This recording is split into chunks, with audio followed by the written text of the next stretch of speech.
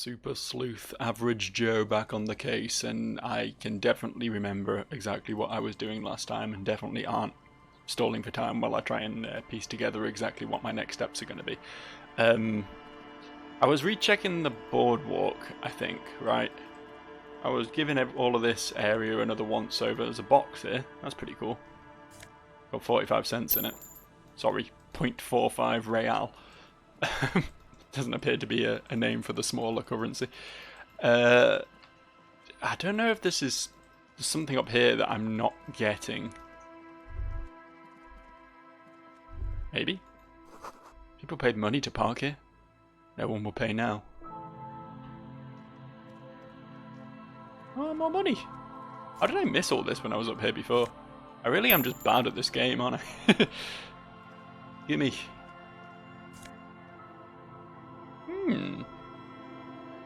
I don't know what is that? Is that a hat? Are you a hat? Oh yeah. Oh yeah, looking super stylish now. What was it giving me? 2 logic minus 1 perception? I'll take it. I'll take it. God, with the weird like glowing glasses I've got on now, the ominous anime reflective lenses. I look like a fucking super criminal, never mind a detective.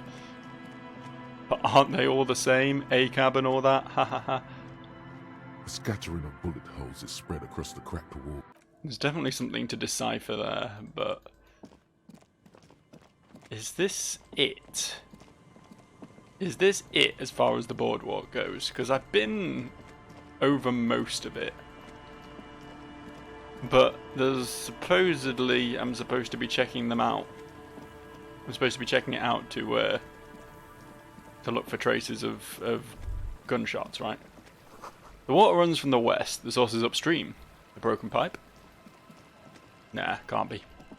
Pipes don't break round these parts. Okay, can't go any more in that direction. A little black swallow circles above you. You hear it chirrup. There's a bold little bastard. Why don't you leave me in peace? I've got places to be and things to do. And then, yeah, this is up here again. So yeah, we've been sort of everywhere. Was there any point coming back to this guy now that we've investigated the sunken car? Tequila Sunset. Idiot Doom Spiral. I'm ready now. I've seen it. Tell me the story of Tequila Sunset. Let me take a sip to moisten up my chords. Tequila Sunset rolled into Martinez last Friday. And by Tequila Sunset, I mean you, the man, the myth. Was I alone? Hey, let's not jump ahead of ourselves. This is your story. Stop interrupting. He takes another sip and continues. You got here on Friday to solve a case, hoping to be the early bird who gets the worm. And by the worm, I mean the buzz. Because as far as I know, all you did was get piss drunk. Word on the street is you went around the local hostel telling people that you're a police officer, and that it would be really fucked up if you shot yourself in the head, right in front of them. That's pretty high concept, if you ask me. It is. The lieutenant's brow is furrowed.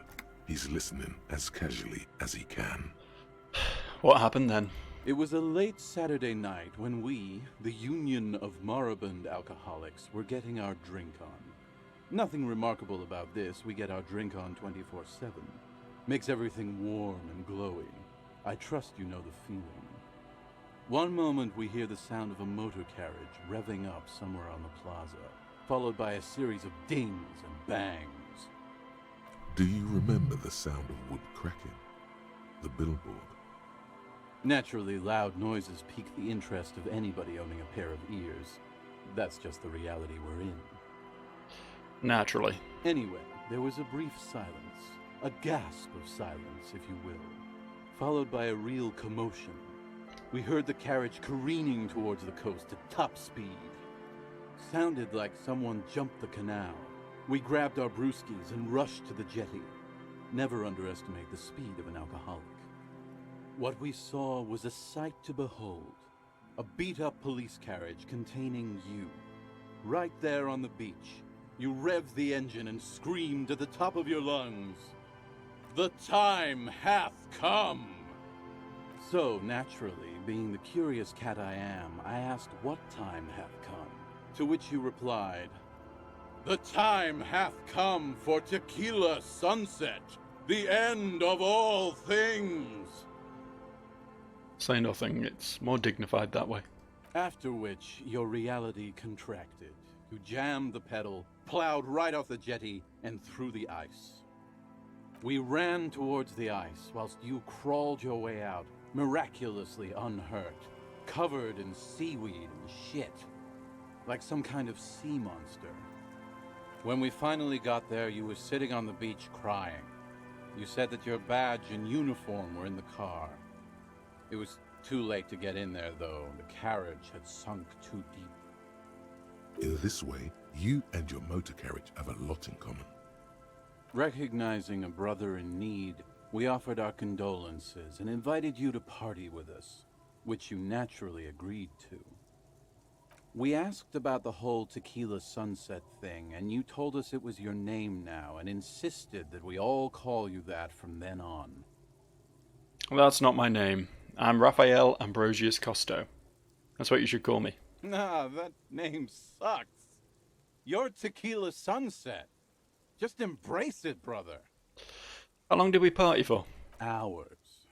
It was an all-night drink-a-thon. Then, at some point, I think it was Sunday morning, you got belligerent and wanted to talk about Revacholian women. How they're beautiful and also whores and so on. How one of them fucked you real bad. After a short while, you crossed the event horizon, looked sullen, got up, and left without saying anything. Wow, that's quite a story. Yeah, I bet Tequila's a fucking legend around the precinct. You must be proud to work with him. If you only knew.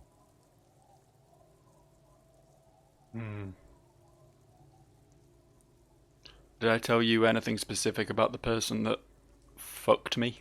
You were pretty vague about it, but you kept saying you got fucked real hard, and that we've all been fucked too. Please, don't open that door. Why did I take health damage from that? Morale I get. Why did I take health damage though? No one's fucked me. I do the fucking around here. Abigail! It seemed pretty painful, to be honest with you. If I had to guess, I'd say you're still working through some shit. Did I mention losing anything else? Beside your gun and your badge? You said something about your hope or heart or something. To be honest, the details are a little hazy. In retrospect, I guess you lost your motor carriage too? That's a big one. Did I say anything about my colleagues? You told us that they were a bunch of fucking losers whose main interest was cramping your style. No specifics, though. It was more about you that night. You were the star of the show. Did you get a read on what kind of cop I was? You kept calling yourself a goddamn superstar who'd cleared 501 cases. No thanks to the squares at the precinct, as you put it. And did we talk about, politics? Yeah, you said that it was okay that you crashed your carriage because the spectral hand of the market was guiding you. This was before you started talking about how the Pinkies were always trying to fuck you. I don't need to hear anymore. It's a hard thing for a man to confront his past. That's why I avoid mine at all costs. You seem like you're characterized by your storytelling ability. Want to tell me another one sometime? Whoop-de-doo. So now I'm a fucking storyteller. Right. Why not? Better than a beach bum. Yeah. Want to tell me about how you became Idiot Doom Spiral? It depends, really. Are you willing to help me out? You might get scammed here. I have a feeling this is going to cost me a lot. No, the reality of the situation requires a rather modest contribution. A little motivational package. What do you need? Booze. Did you already forget our party? The thing I relayed to you earlier. So, have you got anything for good old idiot Doom Spiral? A bottle for a story. Seems fair to me. Here, I've got a potent pilsner. Not much, but it will do. He grabs the bottle from your hand and uncorks it immediately. Hey, Spiral Boy, you gonna share that? One of the other bums interjects. Don't call Abigail! Shut up, guys. I'm telling a story here. Something happened to you. Something happened to me, too. My actual name is George, but around here, you already know. I was once a reasonably high net worth individual, a founder / junior partner at a high concept creative services agency. When my story begins, I had just landed a major contract with an insurance firm. How does a founder only end up as a junior I don't understand how, like, high-ranking, like, executive stuff works, but surely a junior partner is not the most senior position. And you think as a founder he would be, you know, senior? I don't know, whatever, go on. I used the profits from my agency to finance what I called a cultural incubator. Abstract value generation, value per person, high concept stuff. I developed the paradigm, worked within the paradigm, but the burden of leadership weighed heavily on me. So I went jogging every so often to keep myself sane. Did the jogging help? It did. With my trusty Sansariq tracksuit, I felt like I could conquer the world. But now dreams are worn thin, much like my tracksuit. He says thoughtfully, brushing dust off his shit-stained pants. Aww. I didn't need to know that there was poop involved. What happened? One day I left on my evening run. As you may know, it's impossible to clear your head when you're distracted by the sound of keys jangling in your pockets. He shakes the bottle and makes a ringing sound. His eyes are clouded, his dilated blood vessels encircling his irises like stinging brambles. His eyes are your eyes. So I removed the key ring and put the keys for the front gate and the apartment into different pockets to stop the jangling, you see. At least, that was the plan. I was halfway done with my usual lap when it started to rain. The reality situation became very wet, very quickly. How wet are we talking exactly? It was a day not unlike this one here. You both glance skyward. I made my way back home and discovered that I didn't have the key to the front gate. I'd mixed it up with the key to the letterbox, which was useless. Naturally, the situation required me to climb over the gate, which I did. There was no climbing down because I slipped and landed on my ass. Ouch. Ouch indeed. Reality was looking rather grim just then. Me lying on my ass in a mud pit in the middle of a heavy shower. But when life knocked me down, I always got up. So I made my way across the yard. Standing in front of my apartment door, fumbling with my pockets, I realized that I'd also forgotten my apartment key. Okay, so what happened next? I rang my neighbor's buzzers. It was late, and most of them didn't even answer. Those who did assumed I was trying to sell them something and hung up before I could even explain the situation. People are naturally wary of ad men, you see. One moment someone chats you up, 5 minutes later you've bought a box of edible lingerie and a strap-on. I don't begrudge them, especially since I was known to be one of the best. He pauses meaningfully. Just then, I experienced a moment of clarity. I still had the key to my office. I could wait out the storm there. But when I reached my office, I remembered that I'd asked one of my producers to change the locks that day. And since I hired only the best, he'd already done it, and I couldn't get in. Anyway, long story short, life spiraled out of control. I haven't gotten into my apartment for years, and my girlfriend left me because she didn't want to date a homeless man. The company, well, you see where I'm going with this. What the actual fuck? So this guy's wealthy, just to be clear. And he locked himself out of his apartment. And that apparently was enough to make him homeless. I've locked myself out of my house before. Do you know what you do? You call a locksmith, you get someone to come out and open up the fucking door for you. It's not like he couldn't afford it. This guy was just, he reached a locked door and was like, well, I guess that's it for me. I guess I live in the gutter now. Fucking hell. So, now you've heard my tragic tale. What do you think? Like nothing you've ever heard, huh?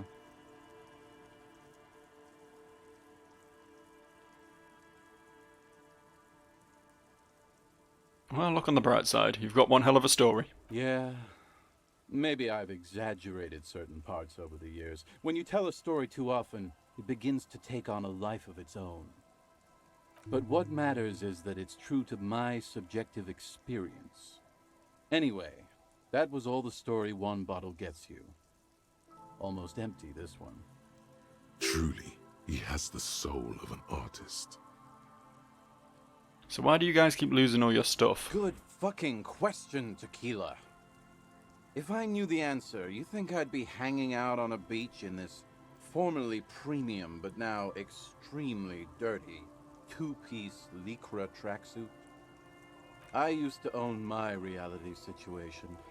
My business buddies and I had our own creative services agency. I had a nice apartment, an even nicer piece of ass. But somehow it all got away from me. Now I can't hang on to anything.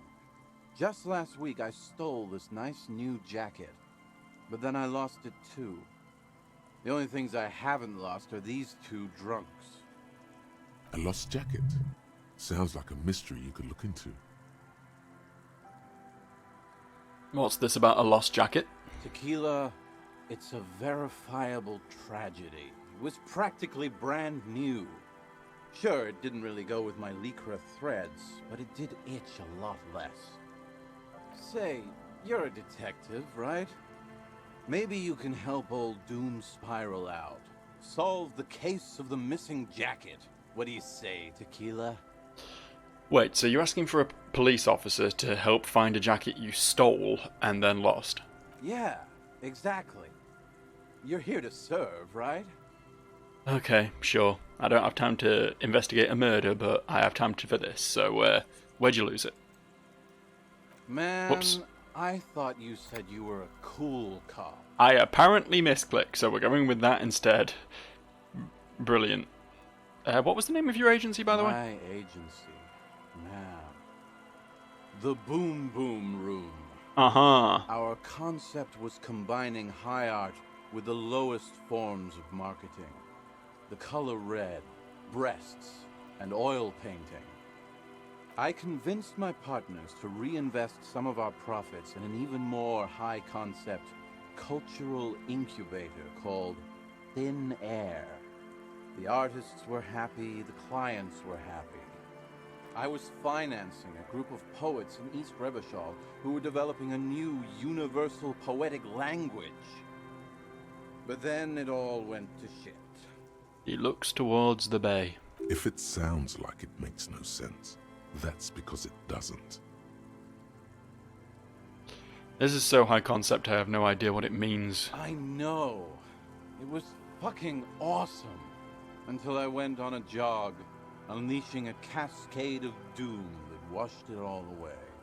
Still literally unbelievable. Let me ask you something else. I'm all ears, Tequila. I'll be seeing you. So...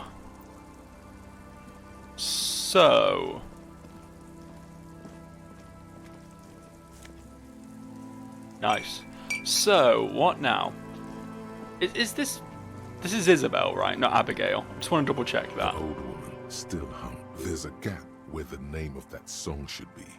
You should ask her about it right now. What's that song you're humming? A lullaby my mother used to sing. I sang it to my kids too. It's an old Samaran children's song. It sounds nice. Yes, it does. I was hoping I could still ask what it was after that, so we're going to have to go through that again. My What's it mother- called? Surrender to the night. She replies, slowly rocking back and forth. That's kind of grim for a children's song, even if it is a lullaby. Sounds nice. Yes, it does. Where could someone stay around here? Stay? Most people here are trying to leave.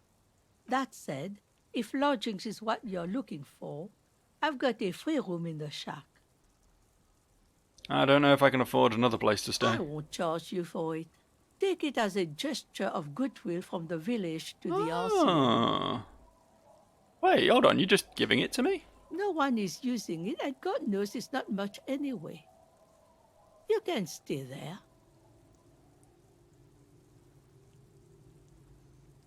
There's this guy, Gart, who makes me give him money every night just so I don't die out in the cold.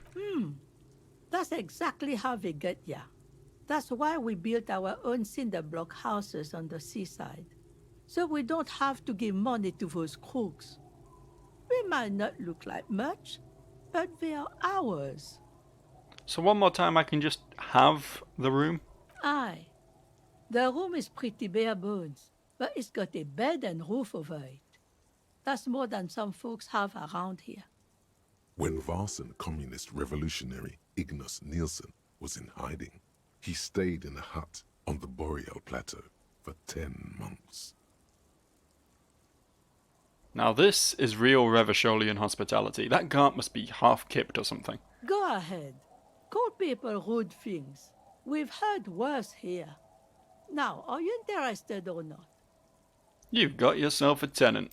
Don't make an old woman regret opening her house to the police.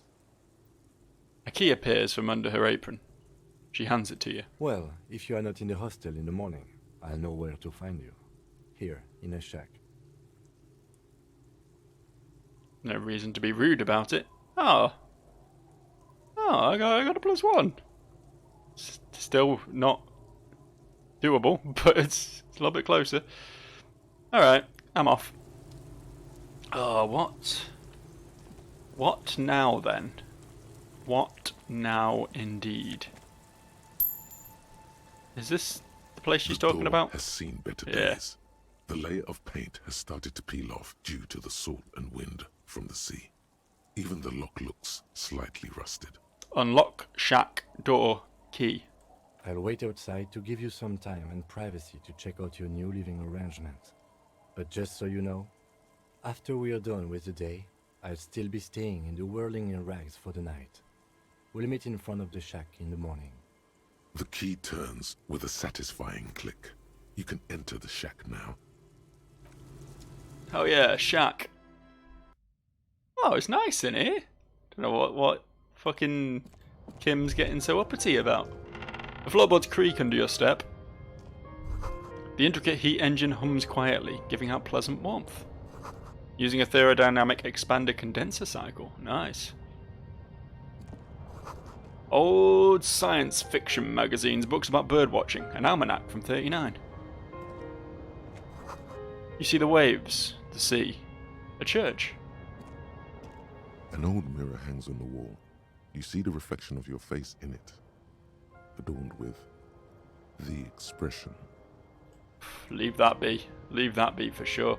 Well, we got a radio, we got central heating, we got like a sink. This place is great. I'd live here. On the table, you see a bowl of water, a rough soap, and next to it, a small hand mirror. A straight razor soaks inside the wash basin. Is shaving the right call? The water reflects back a vague image of your face. Nose bulbous and red, hair unkempt, wrinkles lining the eyes and forehead. The stash is gigantic. A fresh start looms ahead. Clean yourself up and be born anew. I could. But honestly, the mutton chops, they're a style. They're a brand, you know what I mean? Imagine this face, but without the very cool disco facial fuzz. He just looked like a ghoul. I think they're the only thing giving him, like, character. Any sort of appeal, you know? I'm leaving. Ooh, logic jacket. Don't mind if I do. And a bed, which I presumably can't use, yeah. Okay. Dope. Big fan of this. Big fan of this. I think this place is better than the hotel room, honestly. Shh. You're just doing standing in there. I guess it is raining. Does make sense. Right, okay. So we do need to bring that back to Gar. I've done that. I don't know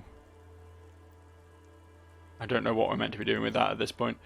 Need to get into the Doom commercial area, but can't at the moment.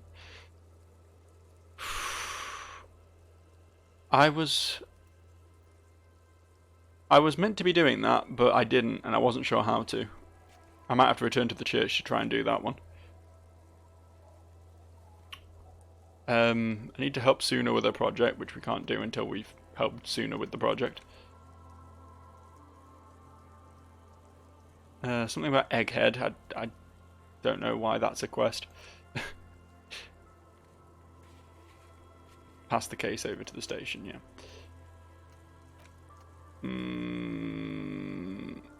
Wait, perform a detailed analysis using HE coordination. I think, yeah, when I was looking at the bullet, I didn't have Kim with me, did I? I think maybe there's something more to that we need to follow up on. Give me a second. Give me un moment. The bullet is still safely sealed away in a plastic bag bearing the RCM stamp. Well, I guess I can try this white check again. It's nearly 50-50. You can't remember what happened last week. What makes you think you're going to remember arcane firearm models? The jacket of the bullet, it's quite... What can you say about the There bullet we go. so far? This is new. It's a jacketed bullet close to 5mm in diameter. A jacketed bullet. Okay.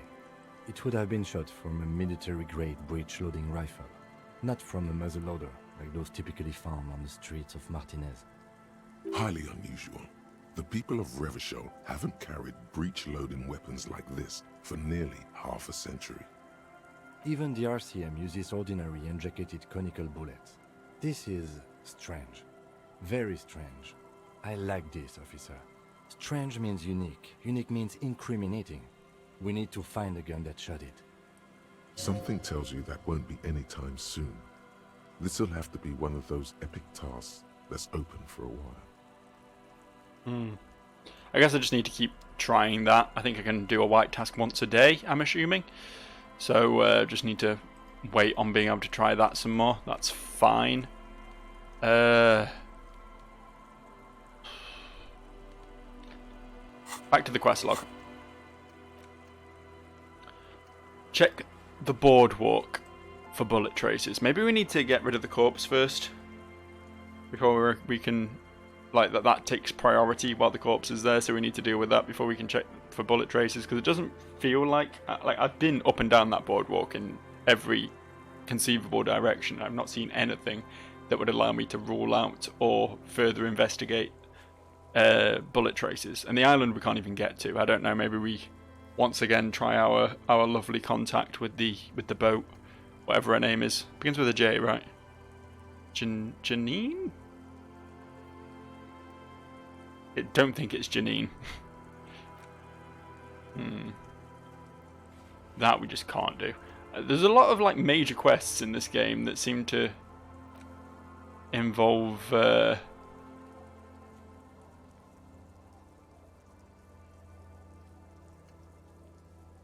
why did I not do this? Did I fail a check? Is this something we're gonna have to try again tomorrow? I don't know. I don't know, man. I guess we can return to Gary. Try that again. Did I cut off a conversation in the middle last time I played? I don't remember. I thought I talked to Gary to the best of my ability, but maybe there was more there. Possibly, potentially.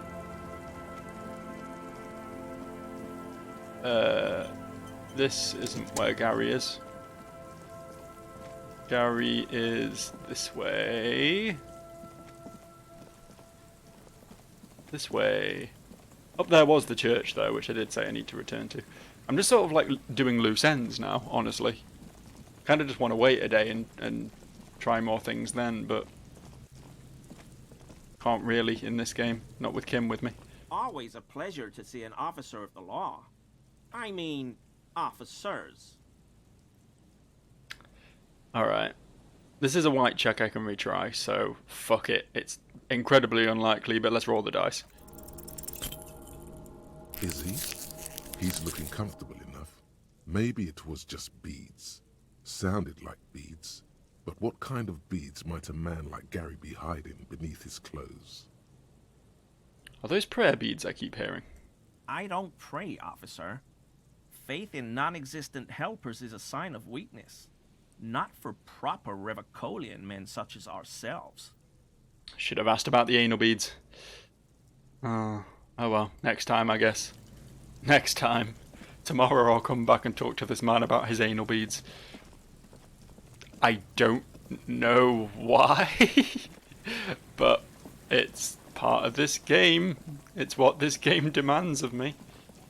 Look, if the man wants to shove things up his arse as he goes about his daily business, that's his problem, right? Like, there's nothing to do with me. I'm not judging. Why can't we just live and let live? Why do we have to grill the man? Where's the church? Where is the actual fucking church? I've lost the church. Did I need to... Was there more right? Was there more right to be had? Is that the problem here?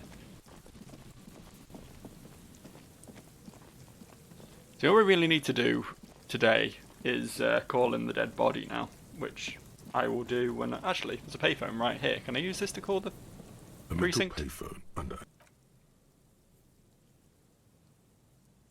You hear the tone. The machine is inoperable. Okay. The machine is inoperable, so I'm not going to put 10 cents in it and dial a random number. I know that's an option, but I see absolutely no reason to do that, as tempting as it is. Church. Found it. Found the church. It really wasn't that well hidden, was it? It wasn't avoiding me.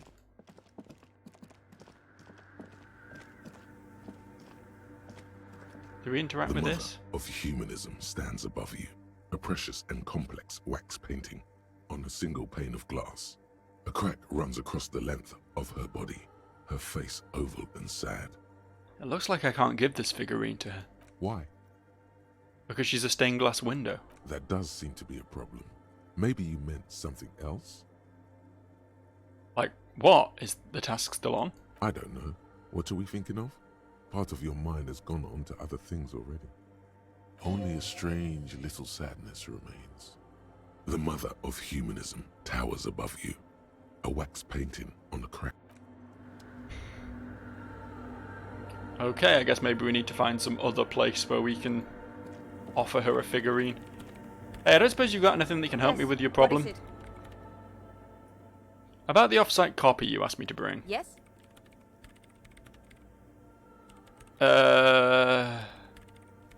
There's not an option to be like, hey, I can't get in.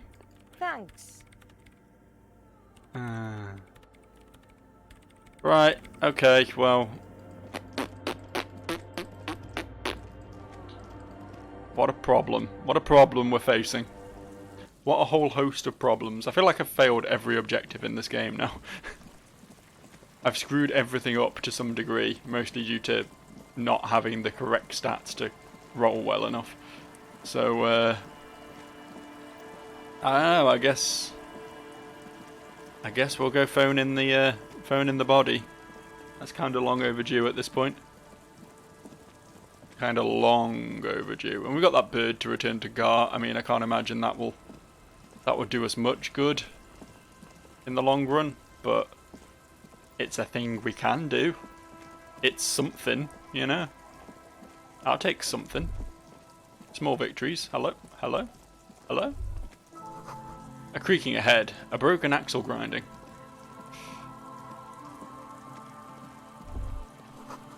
A breaker box to power the radio pylon above you. Maybe there's something inside.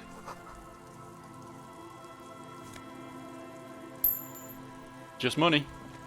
I mean, don't look a gift horse in the mouth, but it is just money. So, is it up here to cross? It's up here to cross, yeah. Cool. That area is done. Oh, the lads have left.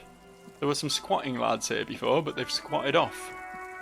They've gone about their business. As have I. Look at my business being gone about. Aren't you proud of me? Inside, you see a set of steering levers, a radio microphone, a pull-out toolbox, and the soft glow of the fuel preheater gauge. Pick up the radio. This is Precinct 57. How may I assist you? I need to report a dead body on the Martinez boardwalk. One moment.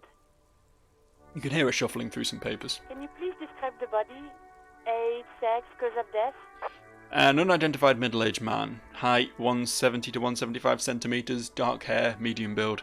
Looks like he slipped, fell through a hole in the boardwalk and hit his head against the metal bench. We suspect he might have been inebriated when he fell. There were bottles all around him, and traces of vomit on his shirt. A man with a serious concussion will probably vomit on his shirt. I don't think that's necessarily fair. Any signs of violence? No, it seems like it was an accident. No field autopsy necessary. She repeats. You can hear her quickly typing in the background. What about his belongings? Did you examine his clothes? He was wearing boots, trousers, and an old leather jacket with bright blue lining. I found a library card in his pockets. Any information on the library card? It's from the Central Jamrock Public Library. It belongs to someone called Billy Mejan. Mejan? We'll go with that. Good. You have a lead. Do you and Lieutenant Kitsuragi want to take the case, or should I assign it to someone else? Assign it to someone else, Alice. We've got enough on our plate. Great. I'll give it to your colleagues. You don't have to worry about the case anymore. We'll send our officers to take away the body. That's all for now. Thank you for reporting in. Is there anything else I can do for you? No, that's all. 57th, over and out. The voice disappears into the void. In the cabin, you see a set of steering. No, I don't. I see nothing. Well, that was an easy enough quest. We probably could have got more experience if we'd followed it through ourselves, but one less thing to deal with, isn't it? All I can really think to do is just keep trying things in here. I don't know what I could possibly try in here at this point, but... Hello again, esteemed officer, and welcome to Crime, Romance, and Biographies of Famous People. Alright. I don't know why I sort of just left this. Slither up to her, you silver-tongued fiend. Show her what world-class perfidy looks like.